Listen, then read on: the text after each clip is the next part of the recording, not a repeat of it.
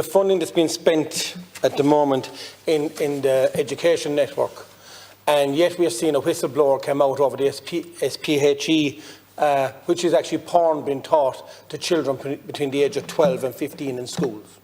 I want to know, do the ministers sitting here today, do you agree with it?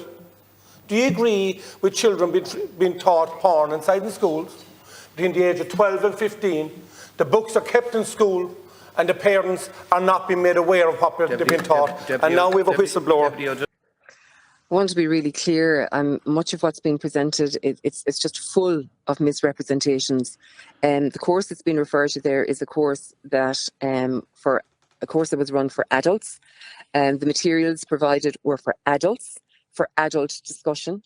And I want to be really, really clear. No graphic or explicit material is ever shown in a classroom setting. I want to be really, really clear about that. And that's been entirely misrepresented here. And, you know, I got quite a number of emails about this, and I've got some from those who have done this course. And one in particular stands out. It was from a teacher who actually did the course, and she was so upset and offended by the manner in which this was being presented. She was really, really clear that any materials or resources, many of them coming from other countries, were for the purpose of discussion amongst adults. She was equally clear that there was an absolute underpinning here that no graphic material of that nature, no explicit material of that nature would ever be shown in class. And I suppose really, what are we trying to achieve with the RSE SPHE programme?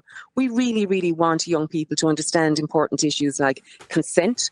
We want them to understand respect for themselves, respect for others, respect in relationships. We want young people to understand the risks and the distortion of pornography. Ultimately, we want young people to be safe in the world in which they live today. And we are supporting teachers that they will feel competent to be able to address any questions that come up from students. But underpinning it all is that it is age and stage appropriate. And under no circumstances will the graphic material that has been referenced there be shown in any class. And I would say to people, you know your teachers, you know your staff, you trust their professionalism. And, you know, I am shocked to think that there would be any view that graphic material of any nature would be shown in that type of a class, or indeed in any other class at all.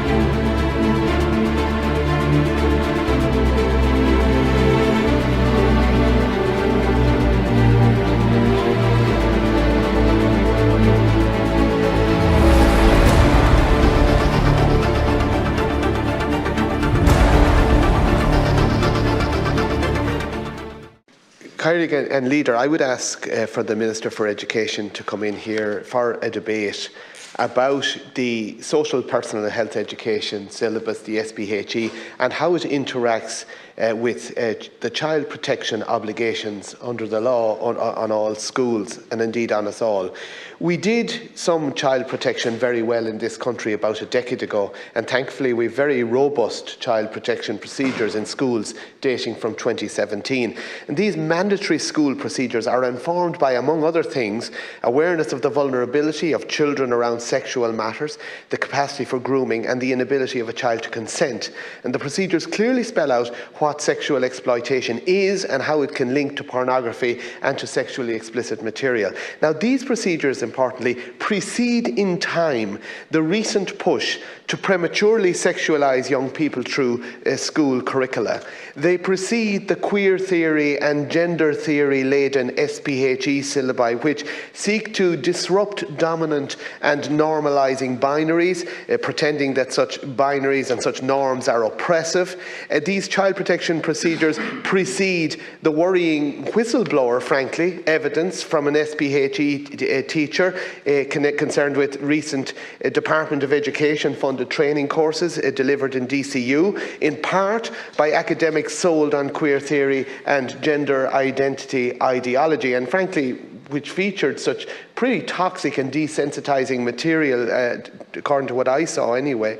Despite plentiful alerts, indeed thousands, delivered by parents to the NCCA, the National Council of Curriculum and Assessment, during the consultation and design phase of the SPHE curriculum, the NCCA pushed ahead with a reductive syllabus inspired by hedonism under the guise of inclusiveness. And even the ASDI recently proposed to its teachers that they should not teach an SPHE programme if they don't feel confident to do so. And that's a welcome but insufficient response. So I call on patrons and boards of management in all schools to subject immediately the new NCCA SPHE syllabus content and methodology to a full Children First audit, as is their duty. School boards of management cannot escape the duty to engage in full child protection and risk assessment, and that includes anything that is being pushed at them by the state or its minions or agents forming syllabi. Examine the content of textbooks, resource material in the context of children's vulnerability. And finally, I would say people should insist to their schools that this, in writing if necessary, that this be done. And I would say that the Minister should now sack or replace the board of the NCCA for its disregard of parental sensitivities, despite the constantly expressed steady groundswell of concerns over recent years. The NCCA has created an unforgivable mess and needs to be made publicly answerable. There can be no, thank you, Kylie, there can be no hiding places, and the Minister for Education needs to stop covering for educational incompetence. Leader, I call on Minister for Education to resign in light of the SPH training administered by the DCU. Minister Foley's interview on News Talk last week showed a shocking level of negligence from the media to do their job and probe the story. Presenter Ciara Cuddihy flippantly dismissed it as a non-story in response to Minister Foley's defence of the training as a seminar that was for adults by adults. Rather than discredit the messenger, he decided the minister was right. He decided the whistleblower was giving misleading information. The real lie is the cover-up by both Minister Foley and the media, and the whistleblower on the course discussed how some content was already administered in the UK in classrooms. Also, the WISER programme, a similarly obscene and graphic SPHE sex education course, received complaints from parents in a Galway school some time ago. For the record, the entire course was recorded. I can only discuss a part of that course today. The Minister should be sacked immediately because this is grooming in its purest form. If you tell people children are sexually innocent, they are effectively grooming. Children can never consent, and these are children as young as 12 being exposed to obscene content in the classroom. And to those who would retort that children are looking at it anyway online, this is the so-called safe environment to receive information. I need only point to Senator Mullen's bill to ban online pornography for minors. It cannot become law fast enough. It is a real solution that ensures that children are shielded from sexual contact. The Minister has spent £9 million for child protection on deactivating smartphones in school when children's mental health services are on their knees. A better way to use this money would have been to invest in counselling services in the school where it is sorely needed. I call on the Minister to resign. She has presided over and defended this content, and it's simply not good enough. The children deserve better.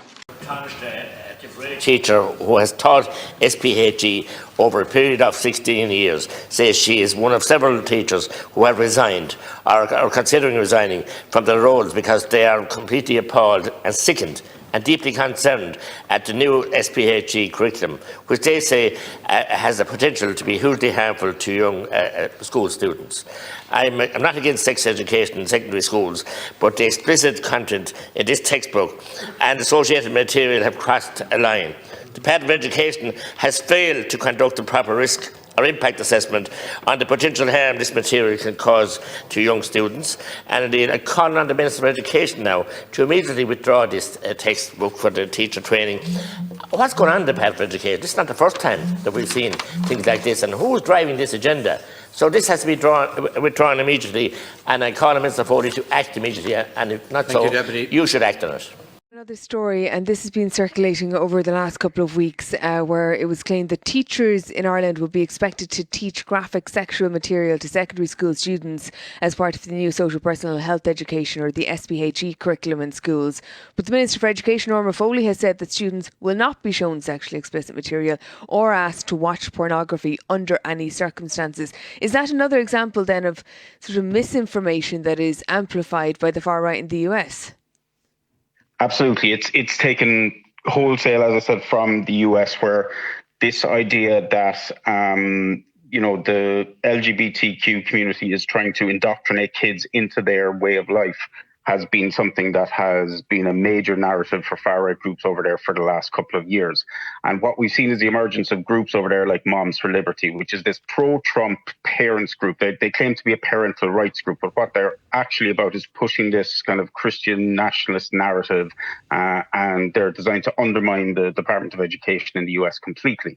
And what we saw over here with this whistleblower, so-called whistleblower video that was posted, it was actually posted by a group that's not too dissimilar to Moms for Liberty, that's operating here in Ireland, and it's run by an American woman. So the parallels between what's happening over here and what's happening in America are just constantly increasing. They're not, dissipating. They're actually getting stronger day by day. And just on that last example that you gave me, David, before we wrap, I think a lot of us may have seen that video circulating on social media, the one that you're talking about. Mm-hmm. Is it what happens then that people get sucked into that narrative, and maybe it's not clarified or denied or set straight quickly enough, and then people start to think that they're being lied to? That's it. Like, look, we've seen this widespread lack of trust in the mainstream media and in governments and in institutions growing globally, really. And it's definitely happening here in Ireland, and we've seen it since the pandemic, where people just no longer trust what they're seeing. And the information environment now is so toxic and so polluted that it's really difficult for people to know what is true and what isn't. And if people are no longer getting their news from reputable media sources, then they're being if you spend any time in the kind of WhatsApp groups or Telegram channels that these groups have, you're just being fed a diet of conspiracies and hate and disinformation. And you can really understand why people kind of believe these things as facts, because they're not looking anywhere else for any other. They're not going to fact check what they're being shared. They're just going to take it. Not going to believe the facts that they get elsewhere. Is part of the problem, as you say, because of the mistrust. It's really interesting to speak to you, David, and thank you so much for joining us. That's David Gilbert from online magazine Wired.